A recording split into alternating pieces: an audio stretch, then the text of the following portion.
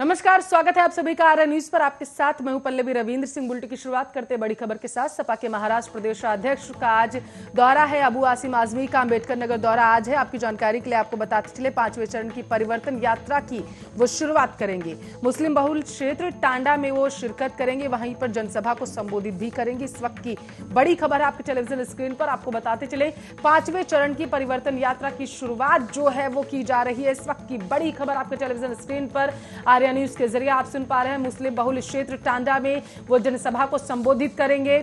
आपकी जानकारी के लिए आपको बताते चले, सपा के महाराष्ट्र प्रदेशाध्यक्ष का आज दौरा है। दौरे के दौरान वो सभा को संबोधित करेंगे। अबू आसिम आजमी का अंबेडकर नगर दौरा आज है। इस वक्त की बड़ी खबर।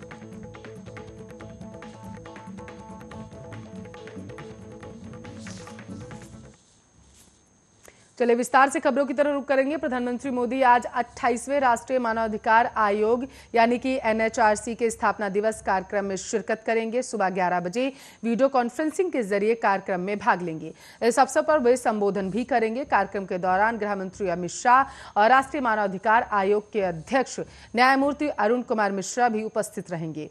पीएम मोदी ने कहा है कि राष्ट्र में मानवाधिकार की रक्षा और वंचितों की गरिमा की रक्षा करने में राष्ट्रीय मानवाधिकार आयोग की अहम भूमिका रहती है। उन्होंने सोमवार को ट्वीट करते हुए कहा है कि कल सुबह 11 बजे 12 अक्टूबर को राष्ट्रीय मानवाधिकार स्थापना दिवस कार्यक्रम को संबोधित करेंगे और एनएचआरसी हमारे देश में मानवाधिकार और वंचितों की गरिमा की रक्षा में महत्वपूर्ण भूमिका निभाता है।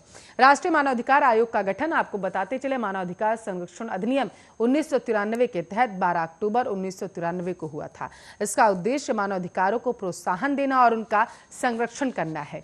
आयोग किसी भी प्रकार के मानवाधिकार हनन का स्वतः संज्ञान लेता है। मानवाधिकारों के हनन के मामलों में पड़ताल करता है। पीड़ितों को मुआवजा देने के लिए लोकाधिकारियों को अनुमोदन करता है। मानवाधिकारों का हनन करने वाले जनसेवकों के खिलाफ कानूनी और अन्य दंडनीय कार्रवाई करता है।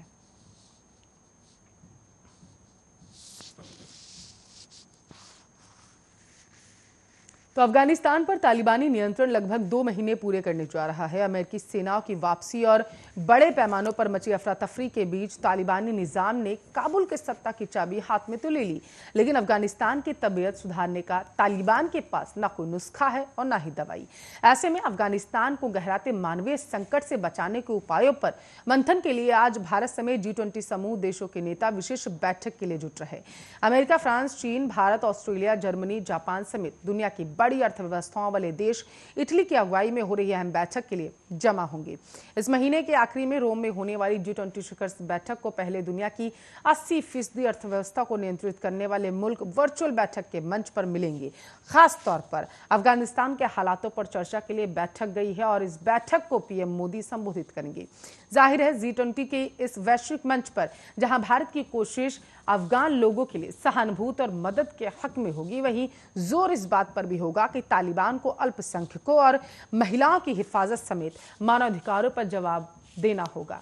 प्रधानमंत्री मोदी संयुक्त राष्ट्र महासभा को दिए 24 सितंबर के अपने संबोधन से लेकर 17 सितंबर को दिए अपने अपने भाषण में सुरक्षा परिषद में पारित प्रस्ताव 2593 में तालिबान को आतंकवाद के खिलाफ कार्रवाई से लेकर समावेशी सरकार बनाने जैसे मुद्दों पर ठोस कदम उठाने के लिए कहता है। ऐसे में उम्मीद की जा रही है कि G20 देशों की आपात और महत्वपूर्ण बैठक जहां अफगान लोगों के लिए गहरे मानवीय संकट में मदद के उपाय जुटाने का प्रयास करेगी, वहीं तालिबानी निजाम पर अंतर्राष्ट्रीय मानकों के मुताबिक बर्ताव करने का दबाव बनाएगी।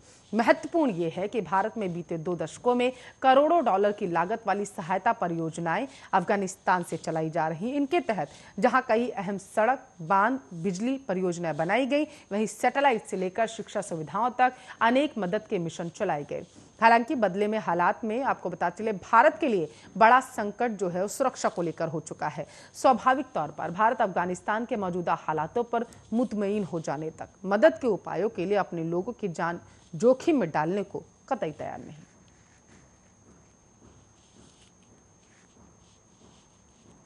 तो देश में बिजली संकट जल्द सुलझने की उम्मीद है। कल केंद्रीय गृह मंत्री अमित शाह ने ऊर्जा मंत्री आर.के. सिंह और कोयला मंत्री प्रहलाद जोशी के साथ बड़ी बैठक की। घंटे भर चली बैठक के दौरान तीनों मंत्रियों ने बिजली संयंत्रों को कोयले की उपलब्धता और इस समय बिजली की मांग पर चर्चा की है। बैठक में बिजली और कोयला मंत्रालय के शीर्ष अधिकारी भी शामिल रहे थे और बिजली संकट के बीच मंत्रालय ने यह भी चेतावनी दी है कि यदि कोई बिजली वितरण कंपनी पीपीए के अनुसार बिजली उपलब्ध होने के बावजूद कटौती का सहारा लेता है तो उसके खिलाफ कार्रवाई की जाएगी। दूसरी ओर कोयला मंत्रालय ने स्पष्ट किया है कि बिजली उत्पादन संयंत्रों की जरूरत को पूरा करने के लिए देश में कोयले का पर्याप्त भंडार है। मंत्रालय ने कोयले की कमी की वजह से बिजली आपूर्ति में बाधा की आशंकाओं को पूरी तरीके से निराधार बताया। इससे पहले ऐसी खबरें आई थी कि कोयले की कमी की वजह से देश में बिजली संकट पैदा हो सकता है। बिजली मंत्रालय ने कहा है कि कोल इंडिया लिमिटेड की कोयले की कुल आपूर्ति 15.01 लाख टन प्रतिदिन तक पहुंच गई। इस कारण खपत और वास्तविक आपूर्ति की अंतर कम हो गया है। कोयला मंत्रालय और सीआईएल ने आश्वासन दिया है कि वे अगले 3 दिन में बिजली क्षेत्र में कोयले की उपज जो है बढ़ा दें और 16 लाख टन प्रतिदिन करने के लिए भरपूर कोशिशें करने लगे और उसके बाद इसे बढ़ाकर 17 लाख टन प्रतिदिन किया जाएगा।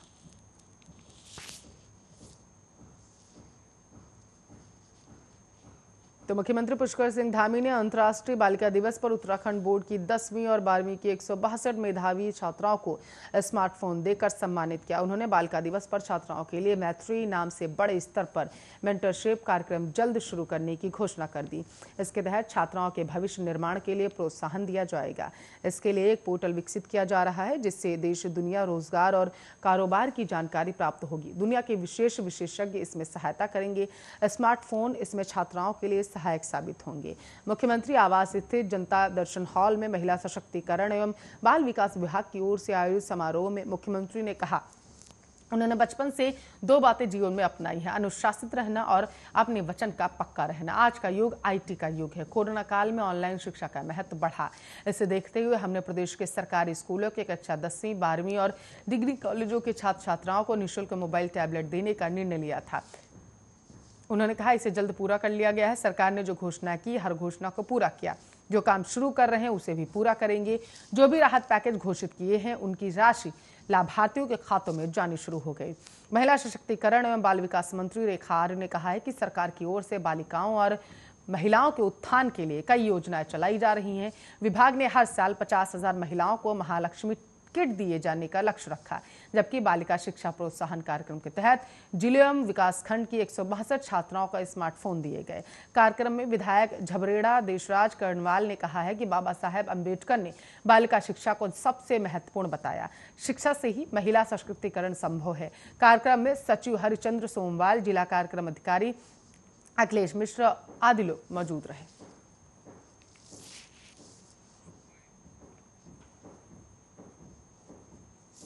तो बिहार के मुख्यमंत्री नीतीश कुमार की अध्यक्षता में सोमवार को ही मंत्रिपरिषद की बैठक में 12 एजेंडों पर मोहर लगी है। मंत्रिपरिषद की इस महत्वपूर्ण बैठक में कई अहम फैसले लिए गए।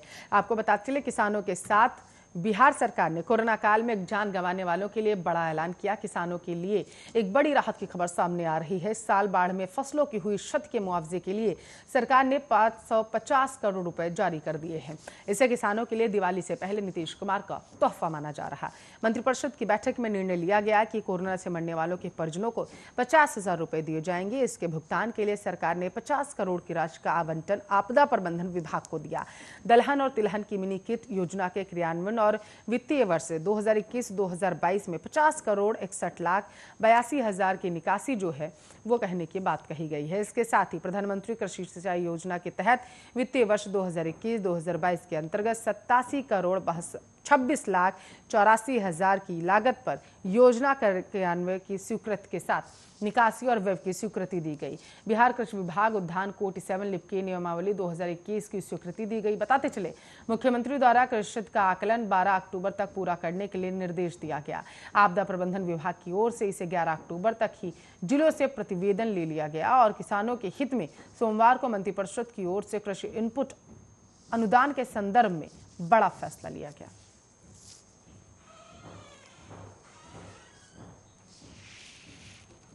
तो वहीं राजस्थान की गहलोत सरकार ने बाल विवाह रजिस्ट्रेशन बिल पर यू टर्न ले लिया। मुख्यमंत्री अशोक गहलोत ने कहा है कि विधानसभा में हाल ही में पारित राजस्थान अनिर्वाह विवाह पंजीकरण विधेयक 2021 पर पुनः विचार के लिए वह राज्यपाल से उसे वापस भेजने का अनुरोध करेंगे। उन्होंने कहा है कि इस विधेयक को अध्ययन के लिए कानूनविदों को दिया जाएगा और उनकी सलाह के आधार पर इसे आगे बढ़ाने या नहीं बढ़ाने का फैसला लिया जाएगा।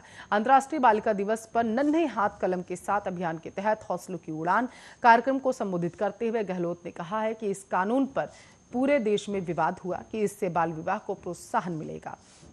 यह हमारे लिए प्रतिष्ठा का प्रश्न नहीं है। हमने इसे वापस मांगने का निर्णय ले लिया है। हम कानून विशेषज्ञों से इस पर फिर से सलाह लेने के लिए राज्यपाल से विधेयक वापस लौटाने का अनुरोध करेंगे। सीएम गहलोत ने दावा किया है कि राज्य सरकार का संकल्प है कि राजस्थान में किसी भी कीमत पर बाल विवाह नहीं हो सकता। इस पर कोई भी समझौता नहीं होगा और मैं आपको विश्वास दिलाता हूं कि उन्होंने कहा है कि उसका पंजीकरण फिर से अध्ययन करेंगे और उसके बाद तय करेंगे कि उसे आगे बढ़ाना है या फिर नहीं। हमें कोई दिक्कत नहीं। गहलोत ने आगे कहा, विवाह पंजीकरण अनिवार्य करने का फैसला सुप्रीम कोर्ट का था, उसी आधार पर कानून बनाया गया। उन्होंने कहा, विवाह के अनिवार्य पंजीयन को लेकर सुप्रीम कोर्ट के एक आदेश की भावना के अनुरूप ही राजस्थान विवाहों का अनिवार्य पंजीकरण विधेयक 2021 लाया गया। परंतु बाल विवाह को लेकर जो गलत धारणा बन गई, तो हम बिल को माननीय राज्यपाल महोदय से अनुरोध करेंगे कि इसे सरकार को पुनः लौटा दें।